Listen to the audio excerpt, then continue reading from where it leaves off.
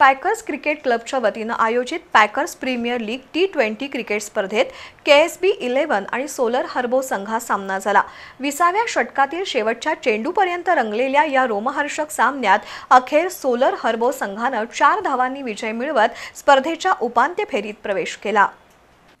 राज्य आणि राष्ट्रीय पातळीवरचे क्रिकेटपटू घडवणाऱ्या कोल्हापुरातील पॅकर्स क्रिकेट क्लबच्या वतीनं दरवर्षी packers premier league T20 cricket स्पर्धेचं आयोजन केलं जातं। यंदाही ही स्पर्धा शिवाजी विद्यापीठाच्या मैदानावर सुरू आहे। या स्पर्धेच्या 5व्या दिवशी KSB 11 आणि सोलर हर्बो या संघात सामना झाला। सोलर हर्बो संघानं नाणेफेक जिंकून प्रथम फलंदाजी स्वीकारली। या संघानं 20 षटकात 5 गड्यांच्या मोबदल्यात 186 धावांचा डोंगर उभा केला।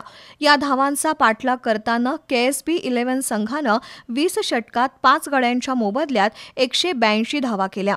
अत्यंत चुरशीनं खेळल्या गेलेल्या या सामन्यात शेवटच्या षटकातील शेवटच्या चेंडूवर 6 धावांची गरज असताना अवघ्या 2च धावा करता आल्या।